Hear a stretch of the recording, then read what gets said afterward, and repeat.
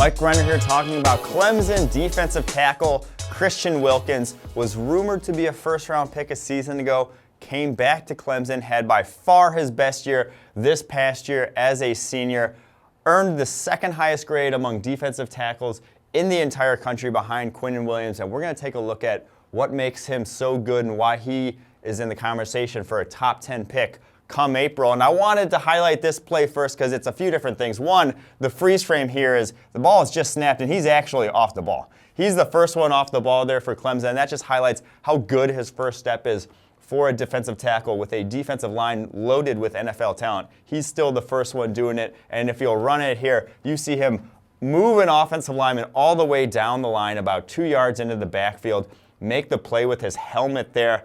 That just shows who Christian Wilkins is. His calling card is raw power. He was stronger than every single offensive lineman he faced this year in college football, and that showed consistently game in and game out.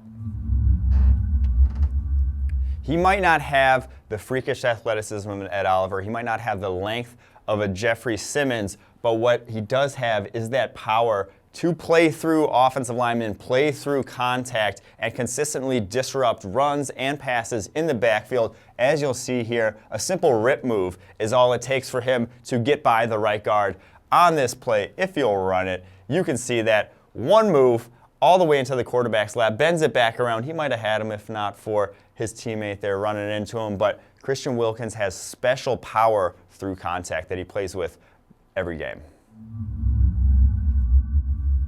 And again, NFL evaluators are going to be looking at how he holds up in the run game. Can he go from 3-tech to 1-tech out wide? Does he have positional versatility? I believe Christian Wilkins does. That's one of his biggest assets. As you'll see here, line up, head up nose tackle, 0-tech, and he gets his hands into the center immediately and attacks this double team so well that they really have no chance. They really have no chance of disrupting him from making this play if you'll run it.